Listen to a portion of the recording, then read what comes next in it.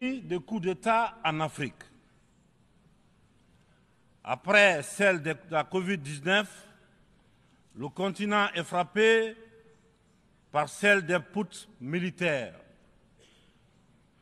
notamment dans les pays francophones du sud du Sahara. C'est tout le monde qui les condamne, qui les sanctionne, qui s'émeut de la réapparition brusque de cette pratique que l'on croyait révolue, à juste titre. Mais j'ai envie de dire que la communauté internationale doit avoir l'honnêteté et la correction de ne pas se contenter de dénoncer les seules conséquences, mais de s'intéresser et de traiter les causes. Les coups d'État, s'ils se sont multipliés ces dernières années en Afrique, c'est bien parce qu'il y a des raisons très profondes.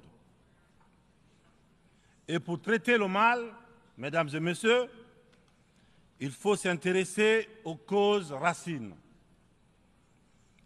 Le putschiste n'est pas seulement celui qui prend les armes, qui renverse un régime. Je souhaite que l'on retienne que les vrais putschistes, les plus nombreux,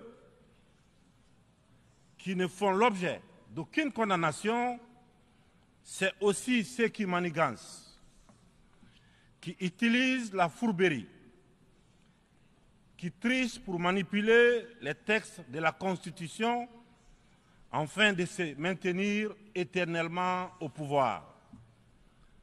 C'est ceux en col blanc qui modifient les règles du jeu pendant la partie pour conserver les rênes du pouvoir. Voilà les putschistes les plus nombreux. Monsieur le Président, Mesdames et Messieurs, je fais partie de ceux qui, un matin, ont décidé de prendre nos responsabilités pour éviter à notre pays un chaos complet, une situation insurrectionnelle.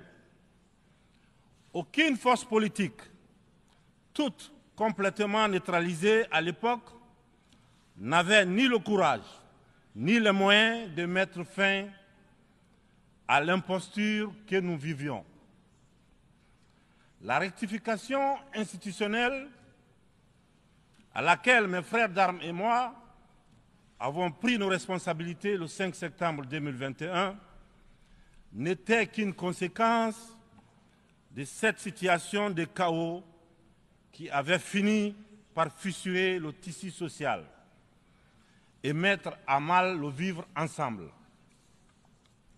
Sans être exhaustif, nous pensons que les transitions qui sont en cours en Afrique sont dues à plusieurs facteurs parmi lesquels on peut citer les promesses non tenues, l'endormissement du peuple, le tripatouillage des constitutions par des dirigeants qui ont pour seul souci de se maintenir au pouvoir au détriment du bien-être collectif. Aujourd'hui, le peuple africain sont plus que jamais éveillés et décidés à prendre leur destin en main. La mauvaise répartition des richesses crée des inégalités sans fin. La famine, la misère qui rendent le quotidien de nos populations de plus en plus